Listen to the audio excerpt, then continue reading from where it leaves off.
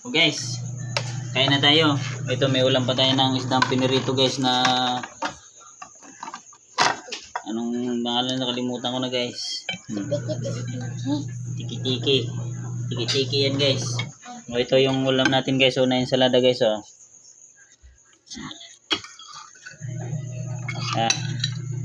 Tubo na tayo guys para malasanan natin yung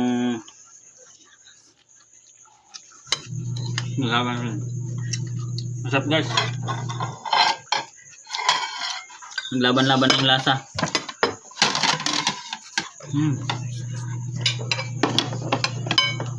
Masarap.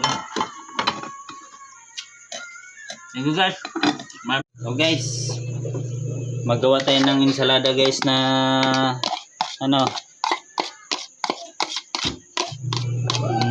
pako. Ito yung sibuyas guys oh.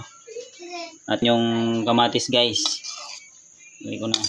Guys ng itlog na pula guys. Ayan na, may halong sili yan guys. Yung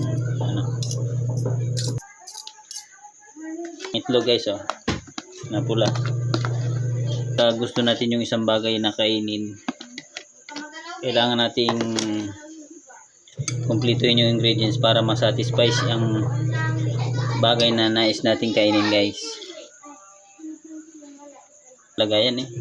Lipat nga dyan sa isang malaki. Liit ang lagayan. Yan guys ng chicharon.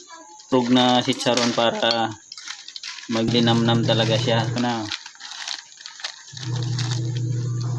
Guys ng suka.